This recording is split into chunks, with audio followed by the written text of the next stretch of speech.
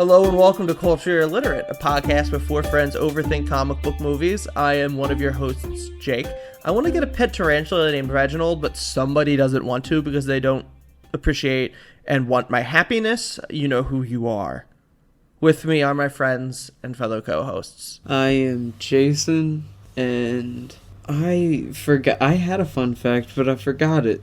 That sucks. I guess I hate Mike Evans. That's my fun fact. Fuck Mike Evans. You could start writing down your fun facts. You might as well be like me, who never has a fun fact and never comes prepared. But I do have a recommendation. Oh wait, I forgot to introduce myself. Oh wait, 1 second. I was gonna say, maybe start with your name. Who are you? Him. Sorry, my mom came in. So basically, my name is Matt. I am the Asian that resides in this podcast for some reason. And I don't really have a fun fact, mostly because I didn't care to find one. But I do have a recommendation. So to those who are interested in J-pop, I believe is the terminology for it, but it's basically Japanese music. There's a few decent artists out there. One of my favorites who I can't remember the names because Japanese names are just too complicated for my brain, so I had to find it for you. Okay, there we go. So there's a Japanese singer named Tatsuro Yamashita, and he has an album called For You. I actually found this album from a mix of one of his songs with an MF Do line, so that was pretty cool. But it's a really decent album. It's a really relaxing album. If it's basically like a beach. How do I explain this? There's like a bunch of Japanese music, Japanese pop that are like made to be like summer hits, or basically things you listen to on the beach. And it's very relaxing. It's very vibey. And to people who want to just sit around and enjoy the weather or enjoy it outside, it's the album for you. Literally for you. So look at that. It comes full circle. So do I. Oh, okay. That could be my fun fact, is Sean comes in circles. That's my fun fact for the day. And my name's Sean. That's it. I guess we slide right into Rec since Matt kind of already got that started. I wanted to throw out, actually, I saw a movie this past week, 1001. It's spelled out like the word 1000 and then the word one, just if you're looking it up. That was quite good. It's about a mother who she's in prison for, they don't really get too deep into what happened, but it's like robbery or burglary or something of the sort. And so her 2-year-old gets put in foster care while she's in prison, and when she gets out, they won't return her child to her, and they try to move him to Florida. So I say kidnapped because like legally she kidnaps him, but the kid like goes very willingly, kidnaps her kid from foster care to try to create a new life for him and for them. It stars Tiana Taylor in one of her first like major acting roles. She actually does a voice in for a small part in Intergalactic that we've talked about a couple times, but she's fantastic in it, and it's the feature debut for the writer-director A.V. Rockwell, and she's great as well. It's a really good drama that I feel is going to end up flying under the radar just because of like when it released, in terms of like kind of at the start of like the spring summer movie season. At the time of this recording, it just came out. And it's kind of too early to get pushed into. And I don't, there's going to be a lot of good movies, so it's way too early to even say if it deserves Oscar stuff. But I think come award season, it'll be largely forgotten. So I just kind of want to shout it out and appreciate it while it's fresh in my mind. I could wreck something real quick, actually. Tyler, the Creator, just put out, as we recorded this, put out the deluxe edition, basically, of his album, Call Me If You Get Lost. It's the estate sale edition. There's like 7 new songs on it, and they're all very good. I recommend them. He's just such a great producer. I love all of his music, and I recommend all of his music, mostly his newer stuff, because it's, I think, better. But especially these new songs, especially the one with Vince Staples. It's called Stuntman. That's a fantastic song. I recommend it. Voices complement each other well. Tyler, the Creator, and Vince Staples. They should make more together. Yeah, that's the first song they ever made together. They've like toured together in the past, but they never made a song together. And I think they should make more together because they're both, first of all, great artists and great rappers, but also their voices, like Jake said, work so well together. So this episode we're covering Hulk, released June 20th, 2003, written by James Schamus, John Turman, and Michael France, and directed by Ang Lee.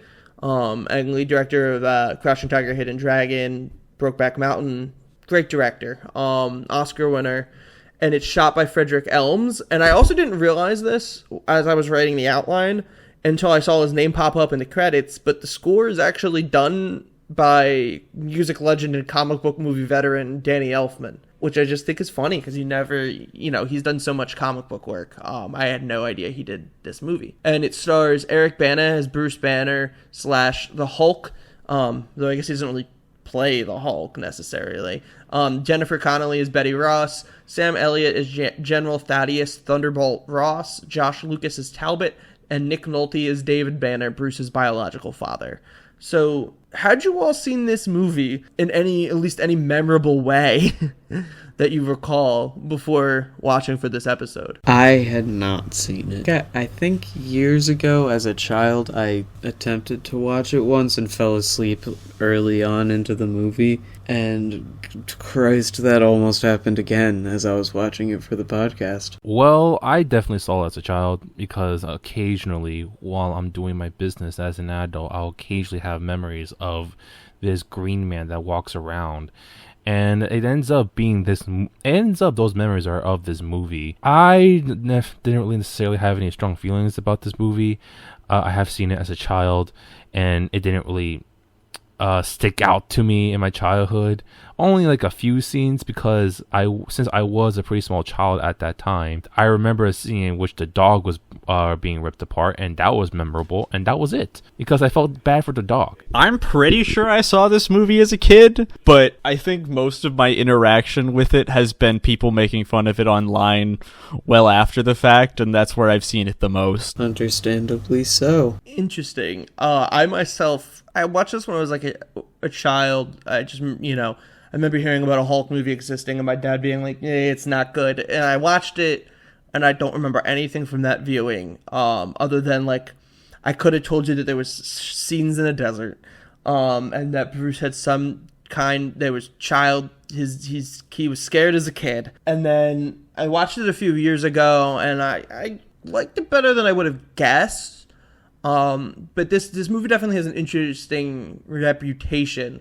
This movie definitely has an interesting reputation, so going into this, I was kind of interested in viewing it with like slightly different eyes. It's interesting that you mentioned Dad told you that it's not that great, because I saw Dad today and told him that I had just finished watching this for the podcast, and he was like, "Well, that's not very good." So, yeah, pretty much. And then I agreed with him. That's all he had to say? Well, let's get into the core of the movie, because I have a feeling I am going to, relative to the rest of you, going to bat for this movie, in a sense. So the movie puts a large focus on Bruce's childhood trauma. It's hard for me to keep going. Jason is just giggling in the background because I said that I was going to be higher on this movie than everyone else. Well, you do you. Go on. I don't. You're talking about this like it's Superman, Thor, Steel, Swamp Thing, and mind you, Jason is the person that a couple of weeks ago sang the praises nonstop of Daredevil, starring Ben Affleck. Which even that I'm not as down on as Matt was, but... And that I'll go to bat for any day before this movie. But the way you talk about this, like it is bottom of the barrel, is crazy to me. We will get into it. So, the movie starts with David Banner, Bruce's biological father, is a genetic researcher for the government trying to improve human DNA. His supervisor is Colonel Thaddeus Thunderbolt Ross, who forbids human experimentation, so David decides to experiment on himself.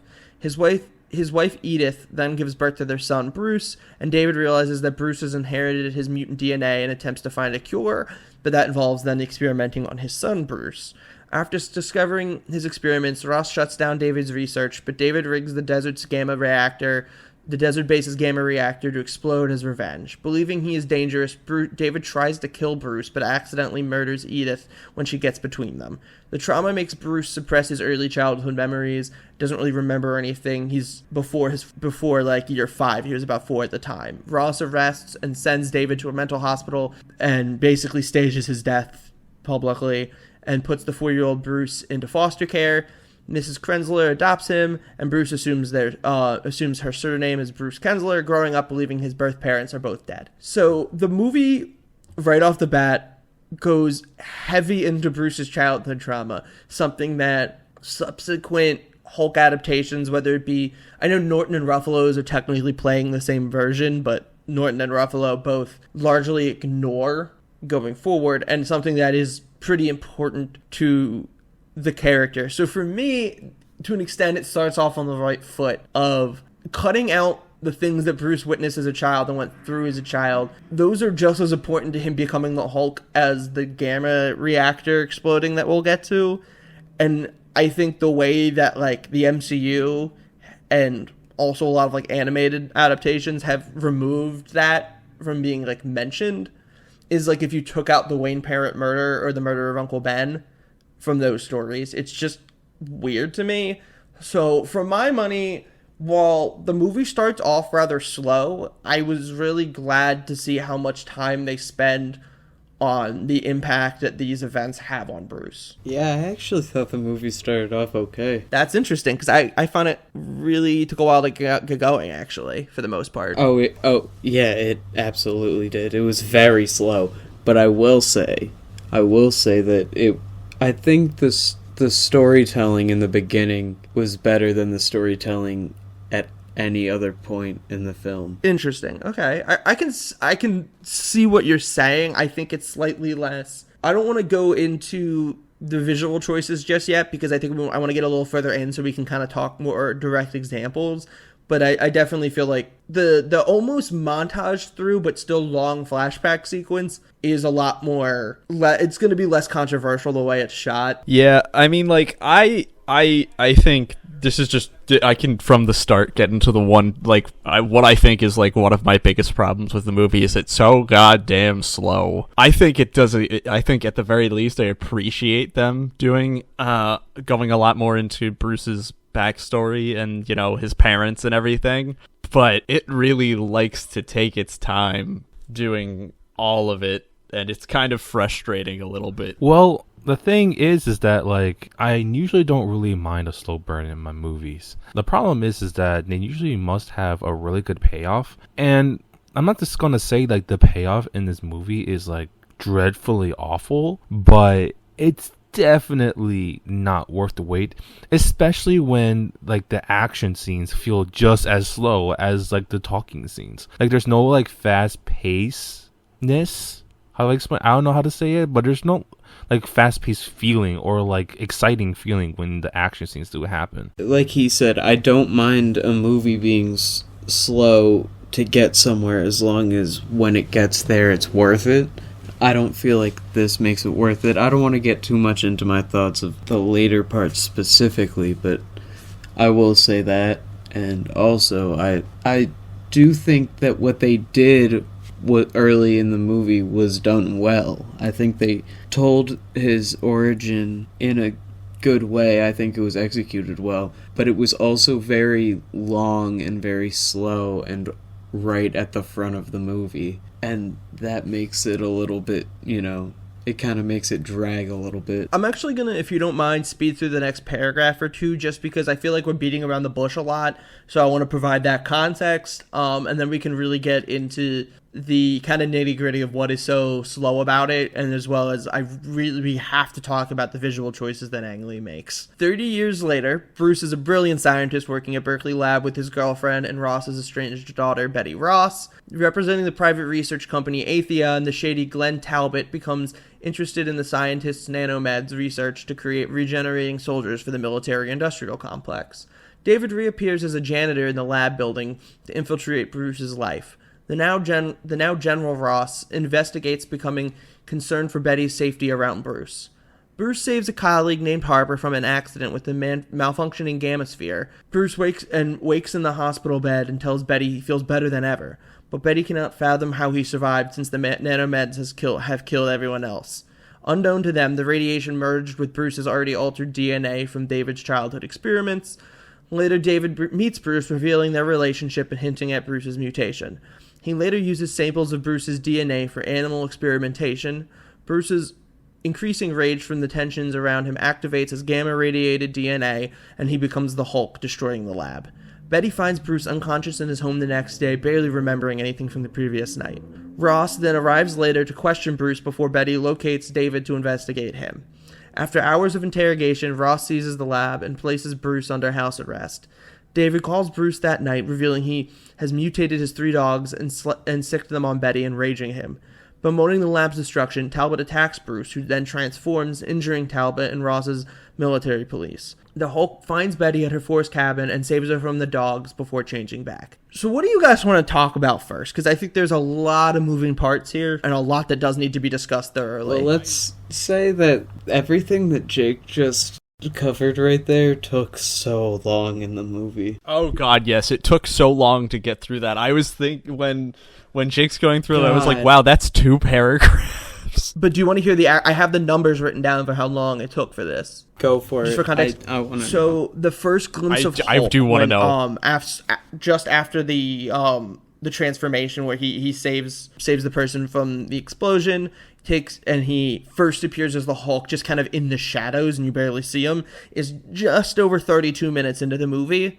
And the first full look at Hulk when he fights the dog, when he comes to visit Betty, and then he's kind of in the shadows initially, comes out and then fights the hulked out dogs, including a hulked out poodle. And I think the hulked out poodle is a litmus test for how much tolerance you're going to have for this movie. Is it just shy of 42 minutes in? So that's about how long it takes to get to where we're at for context. So through 42 minutes of a movie titled The Hulk, the best we see is a shady image, like a silhouette of the Hulk, until like 42 minutes in when we actually see the Hulk. Yep, 32 and 42. And I at the very least, I will add, it sometimes can be okay in certain movies where the build-up is like, you get a payoff from it, like 2014 Godzilla. I like it because like it takes you a while to see Godzilla, but and like OG when they Godzilla. do, it's really good. Right. And they give you a huge payoff for it. But in this, your payoff is that you see him save someone, That's and then what he I'm fights saying, dogs. and the dogs are so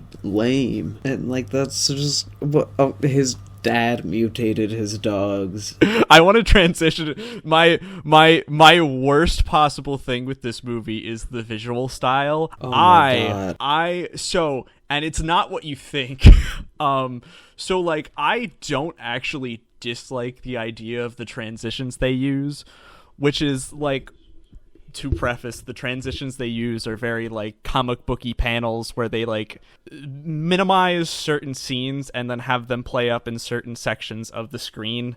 And I actually don't hate that idea. I don't think that's a terrible idea. I think it actually fits well with the idea of this is a comic book movie and they're trying to make it look on screen as if it's like a comic book with the panels and everything. They just don't do anything with it. They like have the idea and they really want to execute it, but their execution is just looks terrible. So bad. I don't think so. I kind of disagree with that.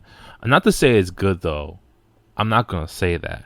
But the thing about this is that the cinematography is fine. It doesn't offend me anyway. It doesn't, make your head tilt as to why am I looking at this person, or why am I looking at this person at this angle, or I don't want to see this person at all. Well, that's It not doesn't really do the that, problem. The problem but- is the transitions. The problem is like exactly. Well, the thing is that it's obvious that what Ang Lee is trying to do, and I'm going to agree in which the execution could be a lot better. But I don't know, maybe because I've seen worser movies in this, but I don't think my of it honest as opinion as is bad. that they should have gone harder with it.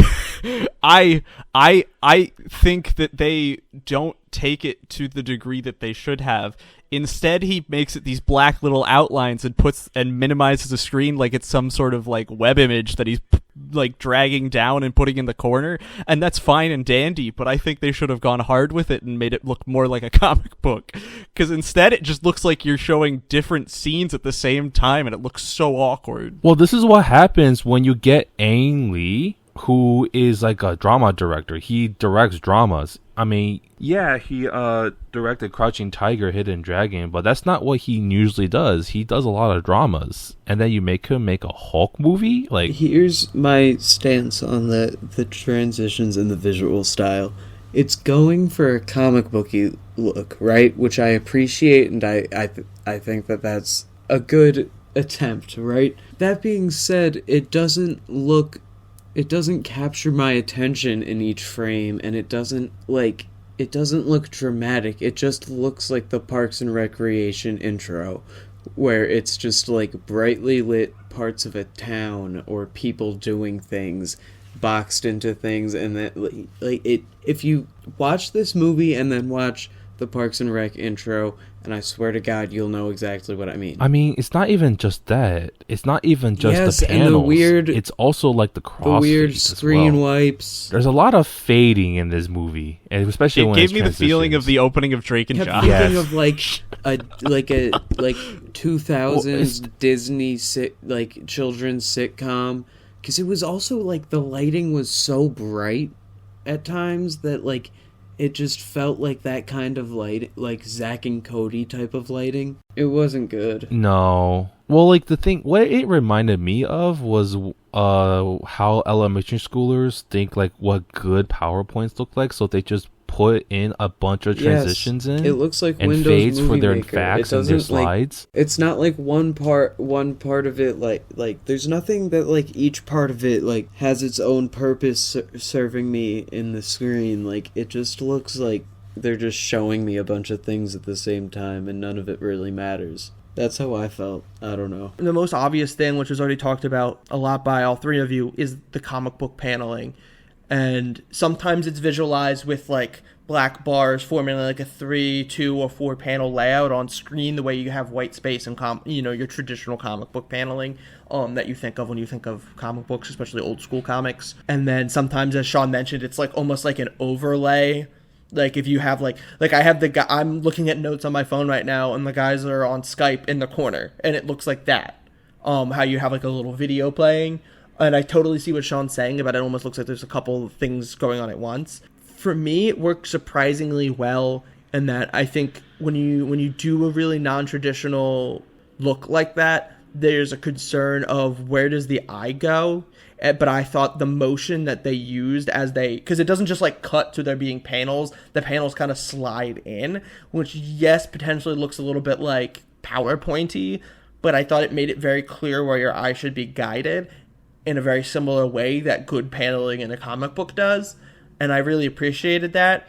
That said, I did think it was the usage of it felt like there was times where it was, like a bunch of that back and forth, and then it wouldn't happen for a while. I think they probably could have hit a smoother pace as to when to use the comic book paneling as imagery. That said, I did appreciate, in terms of like the transitions themselves, there's a lot of quick zooms in and out, and then even left and right in the movie, and some of it'll start on a piece of like moss, and it's like super close up, and then it kind of pivots into just being like a shot of the Hulk's arm or something.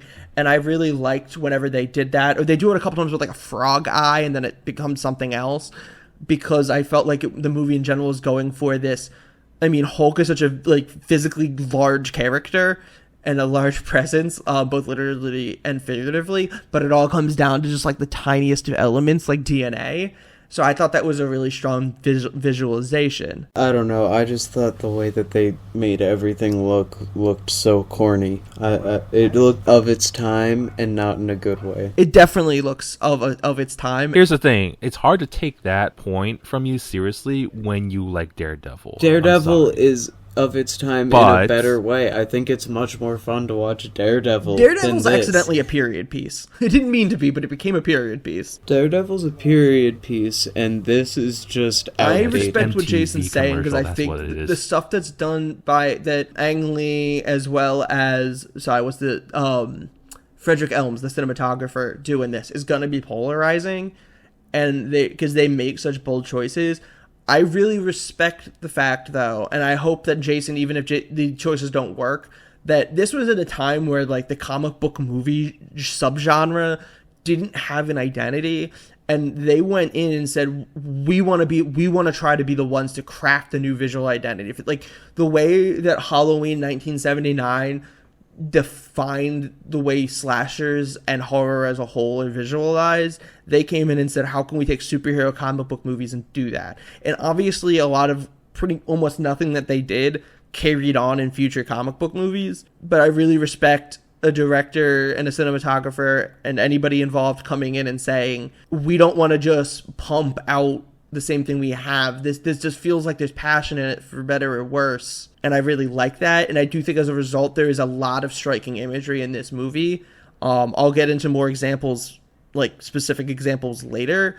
But there is a lot of scenes in this movie that I literally, like, I sat back and was like, God damn. And some of it doesn't work, but when it does, it fucking does. I can get behind that. Like, I mean, when they do the this is why I said I think they should have gone harder with like the comic transitions and the weird little side panels, because I don't hate the idea. In fact, if anything, if there's a movie that's done that right to a degree, it's Spider-Verse, which I guess we'll get to eventually. But like, if there's something that's kind of done that well and used that kind of idea and put it to use in a good way, it's Spider-Verse.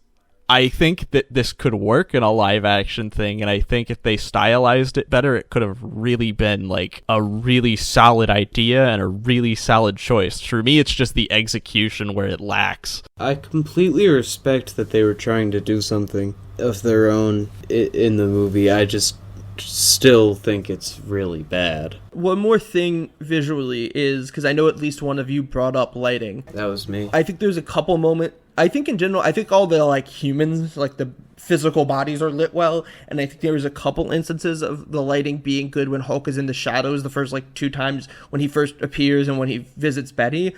But then subsequently when he fights the dogs, it's kind of hard to tell what's happening sometimes because of all the shadows. Agreed. And there are a couple times. Oh, God, there are a couple yeah. times, and we'll talk about some of them later on. I don't want to jump too far ahead, but there are definitely a couple times where he's fighting, and there's not like the clearest definition of what's going on.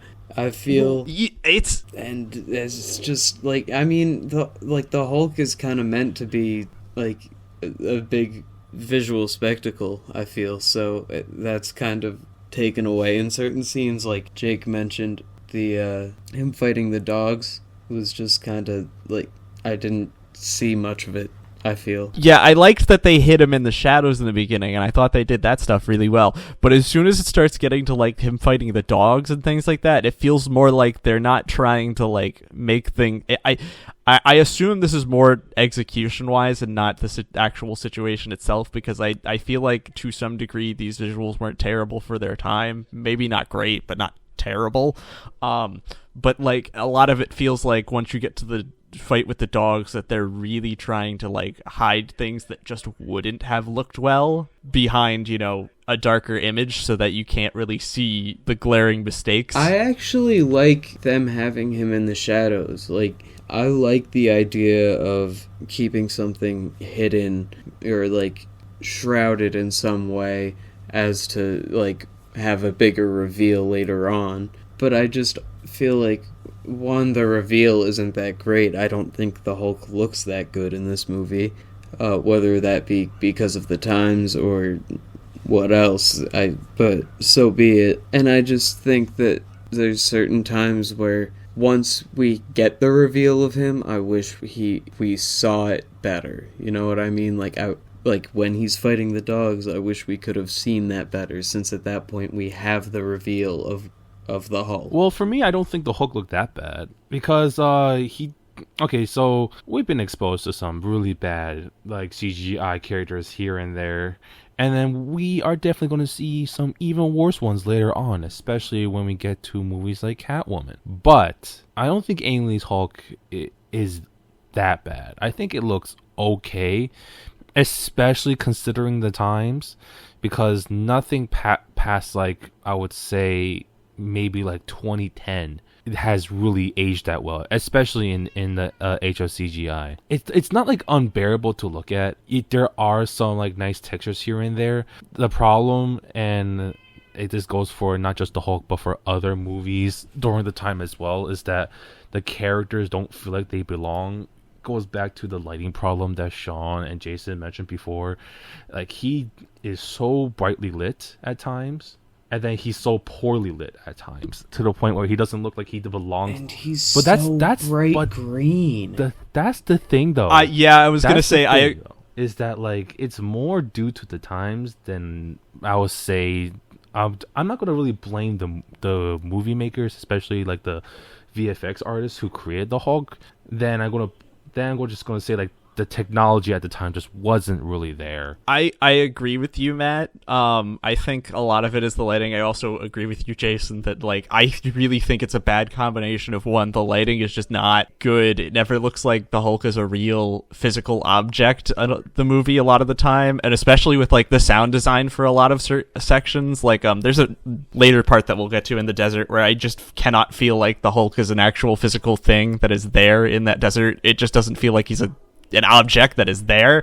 But like on top of that, because the lighting is terrible and because of the green, the like neon green color that they chose for his like visual appearance, it just doesn't look realistic, and there's no way that you could really make that green look realistic in that lighting to make it like fit He's in. Literally like the color of a green screen. I need to jump in here though and use some numbers to kind of flip sides, because I don't like all these excuses I'm hearing about why, like, let's call a spade a spade. The Hulk looks like utter shit in this movie. Okay, thank you. I wanted to say this too. We have seen better CGI in earlier movies. This is a decade after Jurassic Park and half a decade after The Matrix. This movie had a budget of between $120 million to $137 million, which in today's money is $225 million. Okay, I That's wanted like to say this too. That's like Avengers Infinity War type budget. And I know like technology was different, but there was much better CGI before this. This motherfucker looks like an airhead.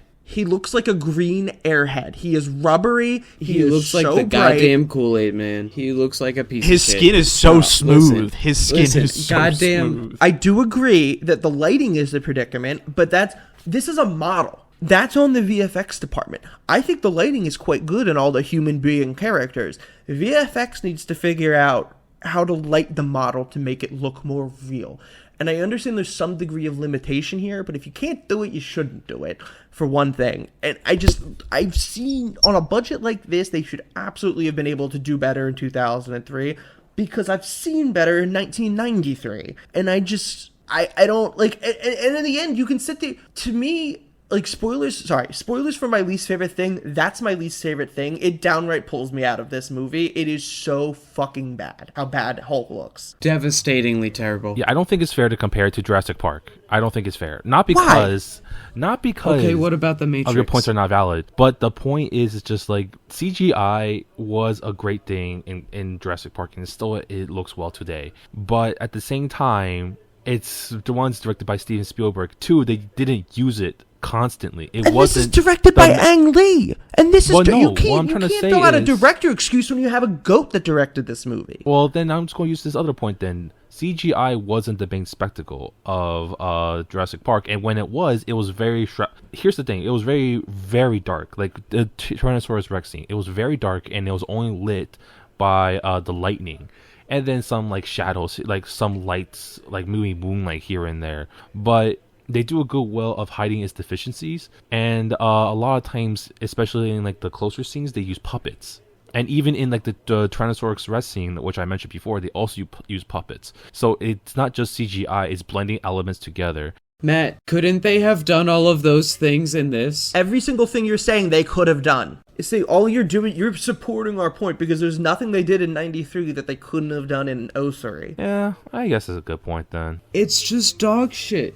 We've seen... Even Spider-Man didn't even have that much CGI in it, and it had better CGI than this, and it came out a year earlier. Superman had better effects than this. It's distractingly bad, man. It's it pulls me out of the bad. movie, even if it's from the time it does. There's certain things that are of the time that I can turn a blind eye to. It's just dog shit. He looks terrible. Well, I can definitely agree that he is way too bright for his own good. Like, I don't even know if he was even that bright in the comic books. I don't know why they made him a neon green. And they try to dirty him up, such as the aforementioned desert scene, but it doesn't really do enough to make him less neon. He sticks out like a sore thumb. It makes him look painted. I'm gonna move us forward a little bit because I just feel like we need new things to potentially rag on or talk about. So Betty calls Ross the following day, and the army tranquilizes and takes Bruce to their desert base, deeming him doomed to follow in David's footsteps. Ross doubts that helping Bruce is possible, but Betty persuades him to let her try. David subjects himself to the nanomeds in the gamma sphere, becoming able to meld with and absorb the properties of anything he touches. Talbot wrestles control from Ross and forces Betty to return home. Seeking to profit from the Hulk's power, Talbot fails to provoke Bruce and puts him in an isolation tank. David confronts Betty at her house, offering to surrender himself, yet asking to speak to Bruce one last time. Talbot induces a nightmare from Bruce's repressed memories and triggers a transformation. In the memories, Bruce sees what actually happened with the experimentations on him and his mother's murder at the hands of his alive father. Trapping the Hulk in sticky foam, Talbot tries to take a sample of him, but Hulk breaks free. Talbot gets killed after firing an explosive round that backfires, and Ross resumes command. The Hulk escapes the base and battles the army in the desert and leaps to San Francisco to find Betty. She convinces Ross to take her to the Hulk, returning Bruce to normal. So, within the last couple paragraphs, again, going back to visuals, there's a couple of the examples that I think don't work for me, and I think while we recorded, I pinpointed what one of my issues is. The moment that Hulk gets his powers in the Gamma accident, when he's like center frame, arms out in like an X-type pose on the Gamma device, and then it kind of like freeze frames, and then Talbot's death here, that freeze frames, outlines him in white, and then like side swipes, like wipes him off the screen to transition after his death, are so goofy in a way that I don't think vibes with the rest of this movie's introspective look at Bruce's trauma. And I think a lot of the visuals in this movie play up the comic book angle, but play up the fact that comic books can be serious and they can be slow and they can be not just goofy. That's not what they are. And they also can be, and that's fine. But I think there's a couple of like those instances where the visuals are so just like comedic, and it doesn't really fit with the rest of the movie kind of being this character piece of Bruce. Yeah, and I felt like there were a lot of weird cuts, too. Like, awkward cuts after, like, phrases or dialogue. I don't know if anyone else noticed that, but that was also something that took me out of, like... Yeah, I felt that too. I mean, the dialogue itself wasn't that Absolutely. strong to begin with, but also it doesn't help when there's, like, these awkward pauses between certain things that are, like, I can't tell if you're trying to be dramatic or you just don't know what to jump say. cut to a different scene too quickly, or, like, linger on a scene too long. There was a lot of weird timing in that regard, I feel. And that's really weird because they were spending so long on the dialogue scenes at the beginning, and the benefit of that is that you let the dialogue breathe, but then when you get to the end, they start to rush things a little bit, and all of a sudden it feels like you're watching like a, not like necessarily like a different movie, but maybe like a further, like, I don't know, maybe like a sequel or like further along the series. It doesn't feel like it's directed the same, if you know what I'm saying. It feels more rushed because they're trying to wrap things up, and then there's so many things because they built so much at the beginning, and so at the end they're just, you know, trying to wrap things up, but because there's so much, they have to get through it all. Yeah, it feels like they were given a time limit and they ignored it for the first half of the movie and then realized that they had too much to wrap up in the last like 25% of the movie. Yeah. And then just rushed through through it real quick. The problem is that the things they built up weren't married together at the end. They were really their own separate things. And so when they were trying to build basically trying to end it, it just couldn't come together. And so they had to go through each plot point one by one, and to give some of those plot points a finale. And so it just ends up a bit rushed. Like, they built up a lot of stuff. It felt like instead of resolving the beginning of the movie, it just set up the beginning, and then at the end, it just, like, set up a new plot and then resolved that, if that makes sense. That's even then, like, it doesn't necessarily resolve that, because a lot of the resolutions are at the end. Like, a perfect example is, so one, there's obviously the Hulk plot, but then there's his father, right? And then there's his aforementioned trauma, right? And repressed memories. Then there is Betty Ross's relationship with her father, their father's relationship with Bruce's father, and then his hatred toward Bruce, which was kind of put aside at the end because, as we mentioned before, there was so much in this movie. And then there was that guy who wanted to, I forgot who it was. There was some guy who wanted Bruce's research, and, you know, basically he wanted to use it for military use. And then he got really, he got all butthurt when he learned that, he thought Bruce was going behind his back to partner up with General Ross. But yeah, that's the thing. Like, I think you're thinking of Talbot, but you're confusing the motivations, because both Ross and Talbot wanted to use Bruce for military use, but Ross was a lot more conscious of, like, the risks, and there was no fear that Bruce went behind someone's back, because Bruce was never necessarily never mind. It was Bruce just not wanting to. Yeah, but I think you're talking about Talbot, the guy who gets very, like, sillily blown up in the hallway, right? Mm-hmm. Yep. Yeah, I agree with what you're saying. Yeah, I just wanted to make sure I was on the right page with you. Yeah, that's the thing, though. It's like there's so many of them that there's just, I can't remember them all. There's just too many of them to memorize. Like, because of all these things, it's just, they don't, in the end, there's just, okay, so let me backpedal a little bit. But yeah, I mentioned before, because of the fact of all of these plot points that they built up in the beginning, when you get to the end, because they don't marry, they have to end them one by one, and just there's no room to breathe, and then some of them just get forgotten in the wayside, or get resolved a little too quickly.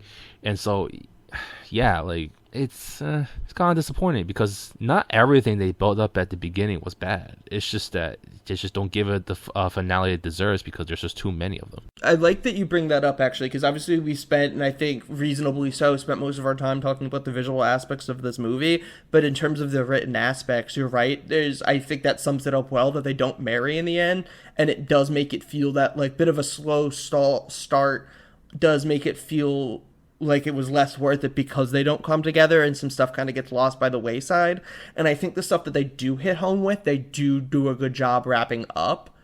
But ultimately, like you said, like, I don't really fully have a great idea of exactly where Betty and her father stand come the end of this movie. And I guess the Talbot stuff's wrapped up because he died. But in general, it seems like unclear exactly where some of these things finish. And it's a shame, because I do like Sam Elliott, to me, is just like obvious casting for General Ross. You just look at him and it makes sense. I really he's like fantastic. Eric Bana doesn't really do anything for me as Hulk, as Bruce. He just kind of has a boring performance. But other than that, Talbot's really good as, the performance for Talbot is, he's just a dick, and I like it. And I like Jennifer Connelly as Betty. I think she has this, like, soft presence that, like, you understand why she could calm down the Hulk. But because stuff doesn't come together, a lot of that potential is just kind of wasted. I like Sam Elliott. That's all I got.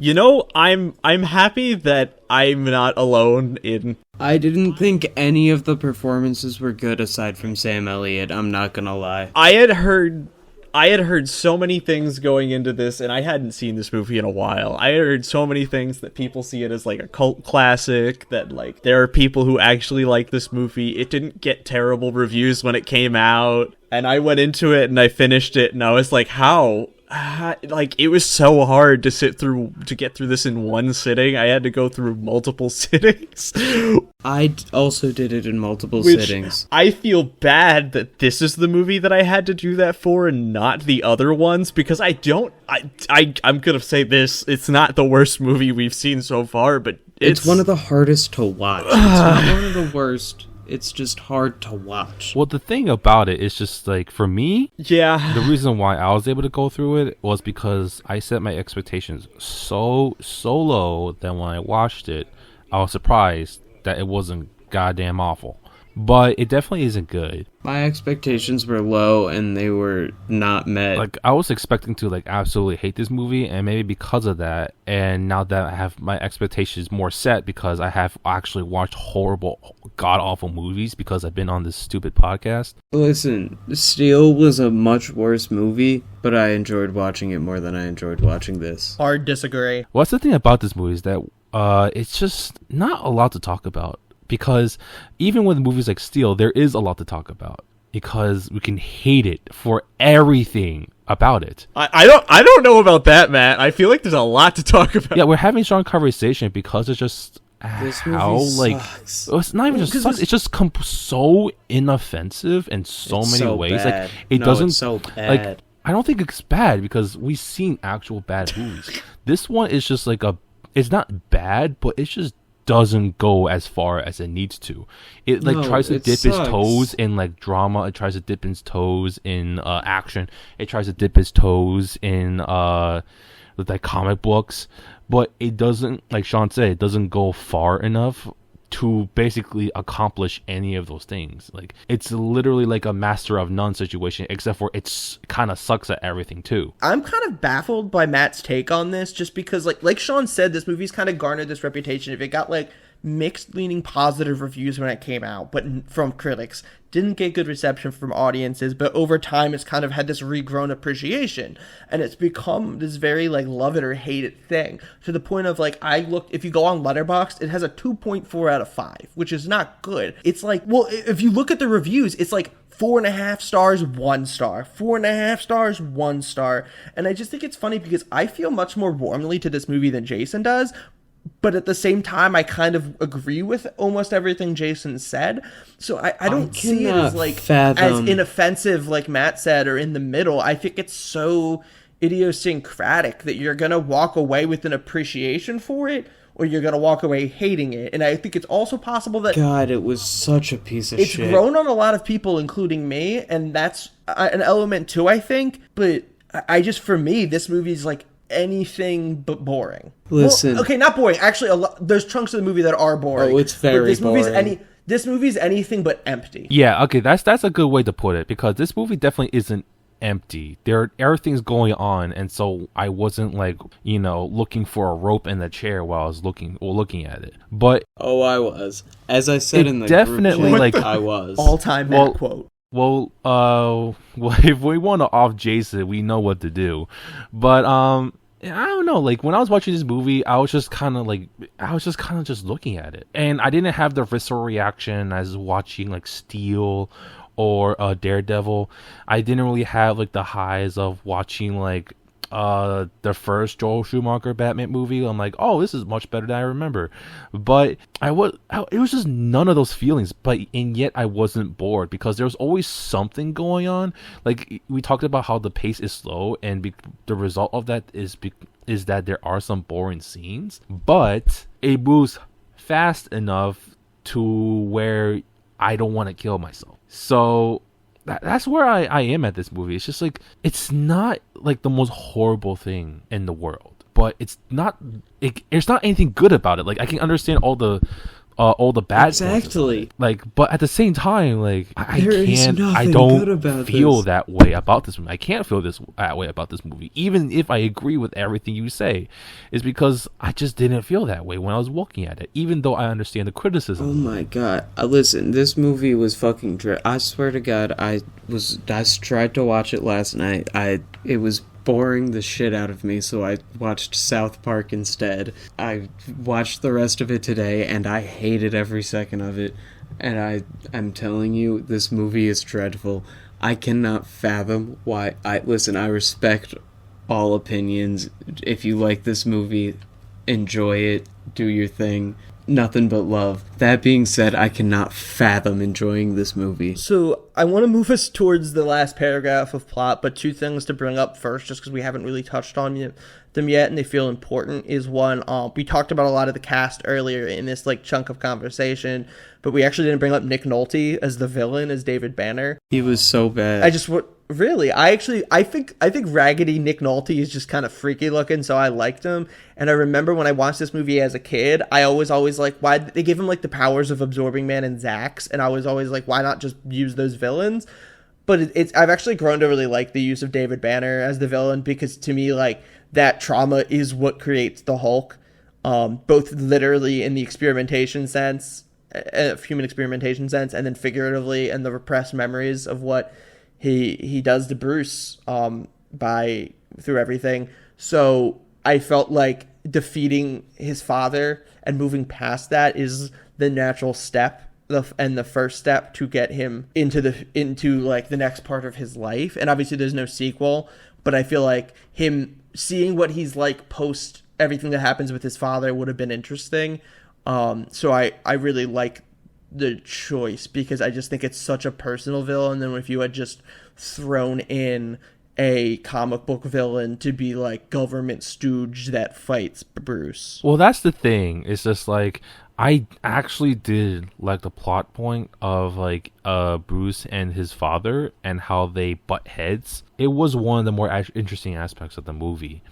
The problem, and I'm just going to bring back, there's too many plot points. And so General Ross takes up a lot of the antagonistic spotlight for a good chunk of the movie, even though he's not the most interesting part of the movie. And so when we get finally back to Bruce's father, it wasn't much movie to work with, and so the finale, it felt kind of rushed. Like the confrontation when they were about to be incinerated was kind of interesting, but then the final fight was underwhelming.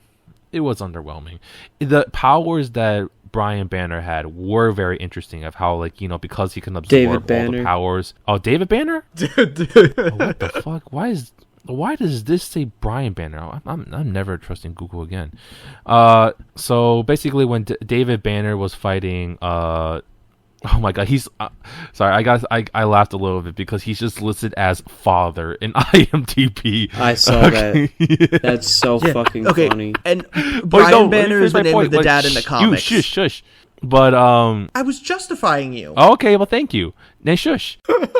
But anyway, so yeah, so the powers David Banner had were very interesting. How, because he can absorb all the materials, or like materials around him, or absorb their likeness, he was able to control the elements, and made the fight more interesting. There was one rock in the desert that looked like a dick. It did. I saw it. You saw it? I swear to God, it looked exactly like a dick. I swear to God, it looked like a dick. It was like, it was so big and it was like so in frame. I was like, that looks like a cock. I wish I saw it. I wasn't alone. I was like, if I mentioned that and no one else noticed it, I'm gonna feel like an idiot. I'm so glad someone else saw it. Yeah, that guy just so happened to be your brother. Maybe it's a Walter thing. I couldn't not notice it. I didn't notice it at all.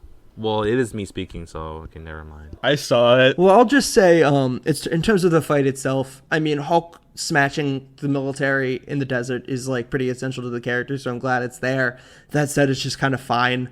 The CGI is rough, and the camera movement doesn't really have any weight to it because it doesn't. I think some of the action in this movie almost takes inspiration from the Donner Superman movies, but those had weight because they were just very like steady camera work and like practical effects that this doesn't have. So while it's not like like the action itself isn't terrible, the effects are, and the camera movement is so clearly, like, you know, makes it more clear that it's all CGI because of the fact that it's clearly not like a person shooting, and it just makes it feel like it doesn't really have much of an impact. Let me put it this way. During the earlier scenes where it was too dark, I was bothered by the fact that I couldn't see the Hulk or what was happening very well. And then in this scene, he was well lit, and I was upset that I could see the Hulk and what he was doing. I want to add to Jake's point of, like, it feeling like it has no weight. I know you were talking primarily about, like, the camera and everything, but, like, Hulk himself in this entire scene feels like he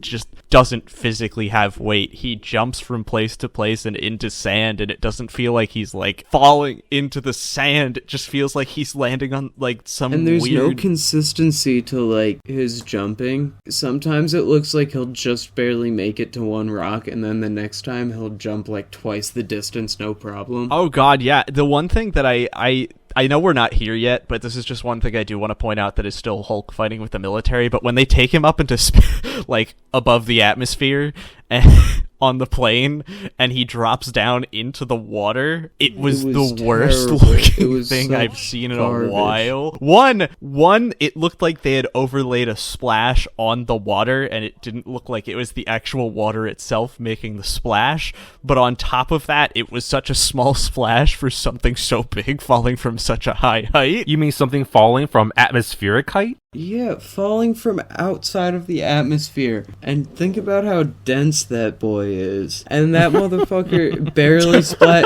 The lake would be... The lake would be... Any fish in there would be Dunyan rings. Like, it would be gone. And it just looks like shit. It just looks like It looks like my turds hitting the toilet, dude. Well, it's obvious that they didn't really give a crap to give him any kind of realism in the space that he lives in. I hate that transition, Matt. I hate that. I want to move on and do this last paragraph so we can get to the fight between Bruce and David that we know Matt has a lot of thoughts on, and that I personally actually will fight tooth and nail if any of you don't like it.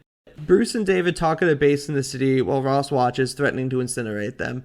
David has descended into megalomania, wanting Bruce's power to destroy his enemies. After Bruce refuses, David bites into a high-voltage cable when Ross powers it and absorbs the energy, mutating into a powerful electrical entity. Bruce becomes the Hulk and fights and overpowers him, after which they are both presumed dead, after Ross orders a gamma charge bomb to be dropped on them, ending the battle. A year later, Ross has Betty under constant surveillance, and as many Hulk sightings get reported. In the Amazon rainforest, Bruce is revealed to be still alive and in exile as a medical camp doctor for what appear to be like some kind of insurgents or refugees, impoverished people in the area, getting exploited for their money, and he provides free care. His camp gets overrun by soldiers who steal their supplies, and Bruce warns their commander, "You're making me angry. You won't like me when I'm angry." The Hulk bellows in rage, and the movie fades to green. Fades to green. Okay, so before we get on to Jake's opinion, I just want to finish my thoughts. So I don't hate the final fight scene at all. I think the fight scene had a good start and it had a very interesting idea. I feel like the execution was very weak, but it didn't take away from the creativity of the idea of how he was, because he ate the power wire, he becomes lightning and he drags Bruce into the freaking clouds, and then as the lightning strikes, you see the Hulk and his father fighting. I think that was pretty cool. And then once they slammed down near the lake, that was also pretty cool. But so the thing is, for me, it's just like it just, again, to what like Sean and Jason said before, there wasn't really like a lot of impact in the fight scene, and so it felt kind of how do I say this? Jason, you're good at hateful words. What do I say? I don't know. What do you want me to say about it? Like, I can tell know. you Give my me thoughts. adjectives unkind. Well, I'll just tell you what I thought of it. No, never mind. I don't want to hear it then. Okay, I just feel like... Fuck you, piece of shit. But I just feel like it wasn't because of the aforementioned lack of weight in the fighting. It kind of let down the idea a little bit, but overall, I still think the fight scene in more of a positive light than a negative light because of the aforementioned creativity of it. And some of the actual scenes of the actual fight scene are pretty cool. I agree with Matt that in concept, I liked the final fight. But first of all, I as I mentioned, I think that there were no acting performances in this that I enjoyed aside from Sam Elliott. And that continued in the final scene between Bruce and his father. And then the fight scene happened, and I felt like it just looked terrible. And when they went into the water, it looked really terrible. I have no good thoughts about it, aside from the concept. Like, once they went into the water, it just looked like complete dog shit. I just felt like I couldn't tell what was happening. And then also, like, they're fighting, and he's like, yes, give me your power, Hulk. Like, Bruce, give me your power. And then, like, 2 seconds later, he's like, oh no, too much. And then they drop a bomb, and then it's just, like, 1 year later, and that's it.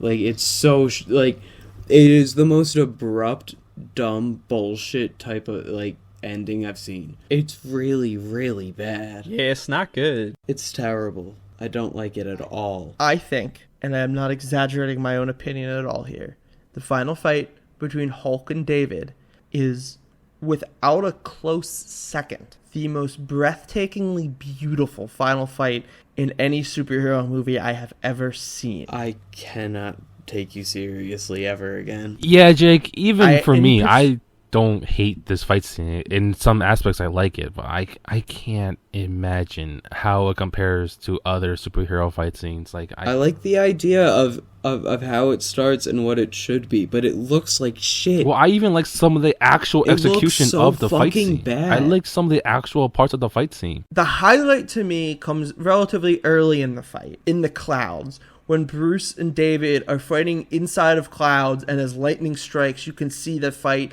in key frames reflected, like they're projected onto the clouds. It is the most creative way to showcase powers that really ultimately come down to punching. And it is the first time in the movie, and probably the most I've ever felt watching a superhero movie, that I understand the level of power that these people are operating at. The god level, inconceivable levels of destruction, and how that's so terrifying but beautiful. It is first time in the movie I think it actually portrays what Hulk is. And I think it is still to this date, to the best I can remember, the best case of showcasing raw power in a movie like this. I love the fight. I think the fight in the ocean when they go around in the water also looks beautiful. I love the gamma bomb drop. I think it sums up perfectly well, A, how the U.S. government would react, and B, it sums up the difference between Ross's number one thing is just stopping the fucking destruction. That's absolutely what would happen. David undoes himself as he did in the first place. Bruce gets to seemingly possibly live off in peace. I think it's the only way it can end. I like the presumed dead ending. I like the gamma bomb drop, and I think it leaves... I can't fathom a better way for the movie to end. And I think it's the first time in this movie that has way too much build for a lot of things not threading together at the end, that it actually feels like it like knocks my socks off with something. Because as a whole, this movie needs so much more to it. I don't think you have to like Sean brought up the two Godzilla movies that I think are good examples of when you have enough going correctly. You don't have to flood it with action, but when you do have something there, it needs to knock your fucking socks off. For most of this movie, it doesn't do that, but I am absolutely, I'm not kidding you, blown away by the final fight between David and Bruce. I have no idea what you're talking about right now. I wish you could see it through my eyes. I have never... I honestly do wish I could see it through your eyes. In my life. Jesus Christ. That was... Oh my god. My jaw was agape. I agree with some of the things you said. And all of them come down to, again, I love it in concept, but in execution, it looked like I smeared shit across a wall. The scene that you're talking about where it was the flashes of lightning, yeah, it sounds cool. When I looked at it, I didn't know what the fuck was happening on my screen. I thought it was lagging until, like, the third flash until I could finally make out what was happening. And then, when they go in the water, I cannot see for shit what was happening. And then, I swear, it's such a, like, at the drop of a pin, suddenly he goes from, yeah, give me your power, Bruce, to, oh no, too much. And then, boom, explodes and it's done, and the movie's just over. I don't know. I mean, I thought it was perfectly framed and shot, and I always knew what was happening. I think that it's good that I think the ending of him being presumed dead, but then being, off helping people elsewhere is great. But I think it was so abrupt and done so poorly. I think it's the only time the CG is stomachable. I still don't. I can get behind that. Earlier when I mentioned there are other scenes where I feel like you can't tell what the fuck was going on, this was the scene I was talking about. Really? Because I feel like I felt like I could not see shit happening. I'm kind of with Especially Jason once on they this went one. It into was the really hard water. for me to tell what was going on. I liked the lightning It just bit. looked like green shit. The water was Really? hard for me to tell what was I going could tell on. what was going on. At least I felt like it. I didn't feel like I was lost that entire fight scene. I feel like that criticism is more accurate toward the dog fight scene because it was so dark. I felt like I could, I couldn't see shit. Like, it just looked like green and swirls and water. That's all I can see. I don't know if maybe this is like a situation with the streams that we watched, but like I could looked not bad. tell what That's was That's going crazy. on. I mean, that's also just movies. I mean, some of it just comes down to personal opinion, you know what I mean? Like, certain, I mean, eyes, it's hard to explain, but it's not like the first time I've ever heard of two people seeing something and finding it different, when looking at the same thing. Yeah. But Yeah, yeah, I I don't mean, know. it is like absolutely like top tier to me. Like one of the best this movie is such a mixed bag, and like I go so back and forth on a lot of how I feel about it. But that is like one of the top moments of anything we've watched for the podcast so far for me, is that fight. I can't say the same thing. I do understand at least somewhat of how you feel and why you feel that way, because I took some positives away from the final fight scene, because it definitely isn't bad. It definitely is. I guess I would say like the best part of the movie, because it is part of the most interesting plot line of the entire movie. It has more build up than a lot of other plot lines, and it has a better finale to it, even though it was kind of put on hiatus for other plot lines for like a good chunk of like I wouldn't say half, but I would say like a good third of like the second half of the movie. No, that's not a good representation. Anyway, a good chunk of the second half of the movie is kind of like the plotline between Bruce and his father has kind of been benched for like the other conflicts to come up, like him and General Ross. But yeah, I could definitely see like why you feel that way, because I liked it, because it was like one of the few plot lines of the movie in which it felt like a cohesive whole, because there is a beginning, middle, and end, and the beginning is the actual beginning of the movie. They established it at the beginning, so I'm glad that they got at least something right in this movie, even though I feel like they could have executed it a lot better. This doesn't really matter, but did anybody kind of find it a little bit funny that they have him speak the "you wouldn't like me when I'm angry" line in Spanish? Like, I like that they saved it to the end, because I think it would have been really out of character beforehand for him to say that. But I just thought it was kind of funny that, like, you end the movie with, like, the iconic Hulk quote, and you don't have him actually, like, say it in the language he's known for. Yeah, it is kind of weird. Like, he doesn't physically say the words, you wouldn't like me when I'm angry. Well, I guess it's still better than saying clobbering time, because that is how your brother bullied you or something like that. I don't know. I haven't watched Fan Four Stick, but we'll get to that eventually. Yeah, that's way worse, but we'll get to that way later. Are y'all ready to go around the horn and say, what your favorite and least favorite things were? Oh, finally. I hate this movie. I don't recommend it. The worst part is how fucking terrible the Hulk looks. And he's the titular character. He's the most important thing in the movie, and he looks terrible. He looks like the worst thing I've ever seen in a film. But there are so many other bad things about this movie, including the script, I think the acting performances, the action, so many other things I dislike about this movie. I think the best part is Sam Elliott, because he was the one thing I liked. I guess I'll go next. For me, the worst part about the movie, well, there are a couple things, but I think the most horrendous part is the action and the way it's choreographed. Maybe excluding like the final one, even though it does still have some elements of it, but it's not as bad. It's just he just doesn't have any weight to any of his actions, and so there's just, I don't know, there's just like a lightness in the way that he moves and the other CG characters move, which is, to be honest, a common criticism of like 2000 CGI films. Like CGI characters just feel like they're not there, and they just don't feel like they exist. They're just like kind of like action figures, and so because of that, like it's just some of the action just doesn't convey at all to the big screen. But For like the positives, I feel like the conflict between Bruce and his father is interesting. Of course, as I mentioned before, it could have been executed better, but it is still interesting. And then they didn't completely butcher the execution, so there was enjoyment out of that. And the final fight scene, I did enjoy, even though my aforementioned criticisms still apply to it. But there are things to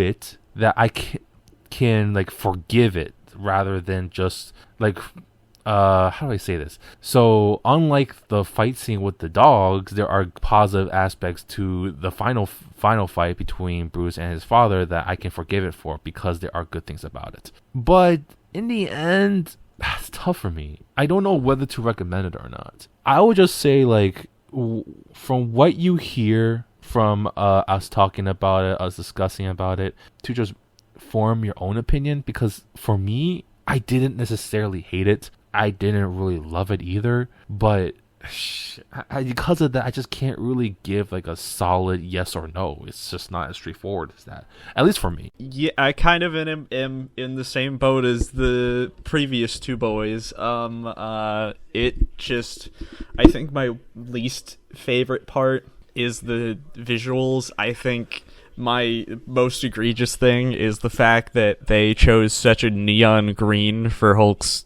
skin color, and it is atrocious and makes it... Green is, from what I understand, a very easy color to get shading with, and in this situation, because of how bright of a green they chose, it doesn't work well at all with anything, and it looks so god-awful. In terms of my favorite thing, I guess I appreciate the drama aspect of this, and I like that they go into the trauma of Bruce, and I really appreciate some parts of that. So I'd have to say that that's my favorite part, that it actually hits on pretty well. Would I recommend this movie? Probably not. I think I'm leaning towards, like, it could have been a maybe if, like, to me, it weren't. It's not that it's a long movie, because I remember when I was looking up criticism for this, a lot of people were saying, like, oh, it's such a long movie, it's so long. And I was like, I guess this is coming from the time where now we have things that are like 4 hours long, and this is 2 hours and 18 minutes. So like I think it's just the pacing of this movie drags it down, so I really can't recommend it, because it just becomes harder to watch as you go through it, at least in my opinion anyways. I'll kind of agree with pretty much everyone in that I think my least favorite part of the movie is the way Hulk looks. We beat to death the fact that the visual effects are bad, and that's very much true, but also already mentioned, it's a weirdly bright shade of green they put him in that kind of clashes with, I think, the rest of the color palette of the movie. And then he's also just kind of too big, in my opinion. Like, obviously the Hulk's always big, but he's like the size of like a 2-story building, like, at points. He doesn't look proportioned right, and I don't like the level of size they gave him. My favorite thing, I think, is also pretty clear if you've listened to the podcast and heard me talk. It's the overall visual, like, design of the movie, aside from the way Hulk looks, kind of ironically. Obviously, the highlight for me is the final fight that I've already raved enough about,